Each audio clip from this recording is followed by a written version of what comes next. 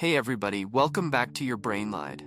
I'm your host, and the whole point of this podcast is to unpack those sneaky little ways our brains can, mislead us. I mean, we all think we know ourselves, right? Like, I know my favorite coffee, I know I'm a night owl, I know I'm terrible at parallel parking. But what if I told you that the you think you know is actually a carefully curated highlight reel, crafted by your brain to make you feel better, safer, and more consistent? Sounds a little crazy, right? But think about it. We're constantly telling ourselves stories about who we are. I'm a hard worker, I'm a good friend, I'm a creative person. And these stories, they're not necessarily lies, but they're often incomplete.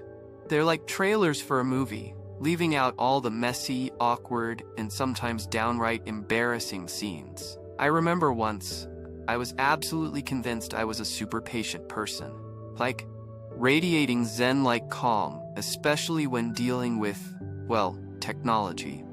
Then one day, my computer completely froze right before a huge presentation. I'm talking spinning wheel of death for a solid 15 minutes. And let's just say my inner calm went out the window. I was yelling, I was slamming my fist on the desk, I may have even threatened to throw the whole thing out the window. It was not a good look. And it made me realize, okay, maybe I'm not quite as patient as I thought I was. So, why do our brains do this to us? Why this constant self-promotion, this editing out of the less flattering parts? Well, a big part of it is survival. Our brains are wired to protect us, and that includes protecting our sense of self.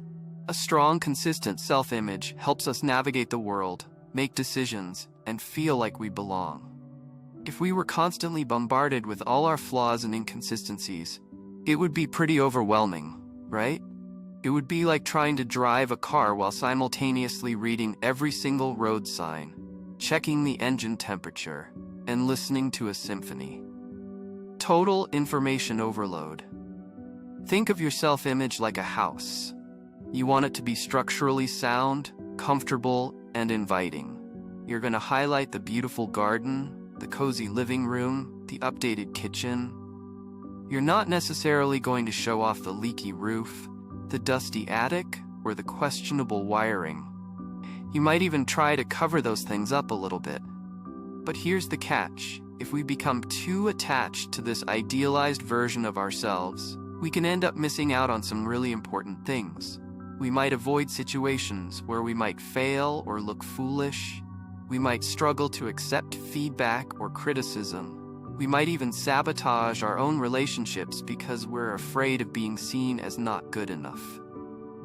It's like, imagine only ever eating your favorite food. Pizza? Maybe? I love pizza. But if that's all you ever eat, you're going to miss out on a ton of other delicious and nutritious foods. You're going to become malnourished, and eventually, you're probably going to get really, really tired of pizza. So how do we break free from this cycle of self-deception? How do we get a more accurate, more complete picture of who we really are? Well, it's not about tearing down your house. It's about adding some extra windows and doors.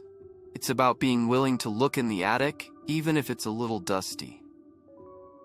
One of the most powerful tools is simply paying attention. Noticing those moments when your brain is trying to protect your ego. Are you getting defensive when someone offers a suggestion? Are you avoiding a task because you're afraid you won't do it perfectly?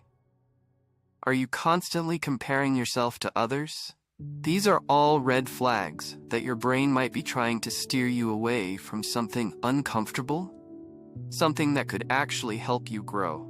Another important step is to cultivate self-compassion.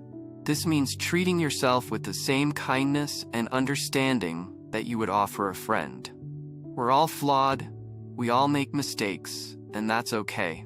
Beating yourself up over your imperfections is only going to reinforce that negative self-image you're trying to escape. Instead, try to acknowledge your shortcomings with a sense of humor and acceptance. Oops, I did it again. That's all right. I'll learn. Think about it this way. You wouldn't yell at a child learning to ride a bike every time they fell. you'd offer encouragement, help them get back on, and celebrate their small victories. Treat yourself the same way. And finally, seek out honest feedback. Talk to trusted friends, family members, or even a therapist. Ask them for their perspective on your strengths and weaknesses. Be open to hearing things you might not want to hear. Remember, the goal isn't to tear yourself down, it's to get a more complete and accurate picture. It's like asking for a second opinion on a medical diagnosis. You might not like what you hear, but it could ultimately save your life, or at least your sanity. This isn't about becoming a completely different person. It's about accepting the whole person you already are. The good, the bad, and the pizza-loving. So to bring it all home, here are a few things to reflect on this week. First, think about a time you surprised yourself. A time you acted in a way that was different from how you usually see yourself. What did that experience teach you about yourself? Second, identify one area of your life where you tend to be overly critical of yourself. What small step can you take this week to practice self-compassion in that area? And finally, is there someone in your life whose opinion you trust and who you feel comfortable asking for honest feedback? Consider having a conversation with them this week. Remember, understanding yourself is a lifelong journey, not a destination. It's about being curious, being open, and being willing to look behind the curtain, even when it's a little scary. Thanks for joining me on your Brain Lied. Until next time, be kind to yourself, and remember, your brain is just trying to help, even when it's leading you astray. Catch you all later.